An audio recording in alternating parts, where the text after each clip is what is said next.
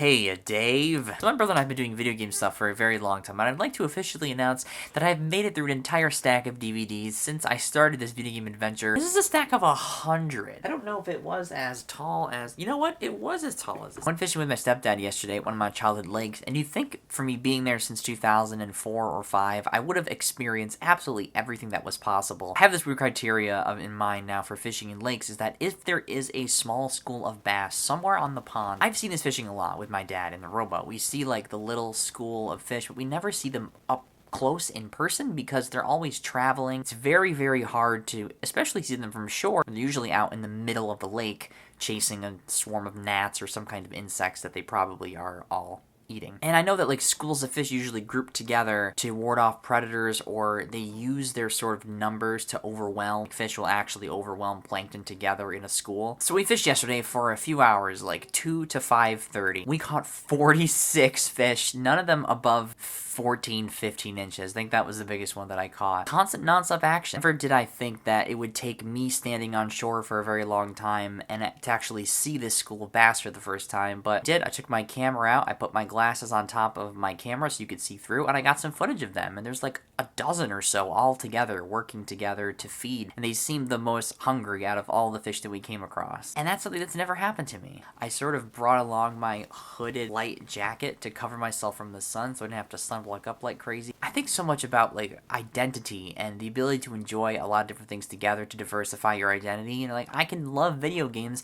and I can love to fish. I'll have to share with you some Super Mario Odyssey glitches or moments recently because we have so much footage now and I have to go through and edit it down to DVDs. But man, we have had some moments together where we're playing this game. Weird and amazing and unexpected happens in this game that we never expected, or we solve some sort of puzzle and we both just proceed to scream and yell at the television for 3 seconds straight as loud as we can. Some kind of good connecting dot between loving to play a video game very deeply and enjoying it, especially with somebody that can play co-op with you, and also loving to have patience and listen and be in nature and fish and explore another world by taking the creature out of that world, appreciating it, and returning it. I don't know.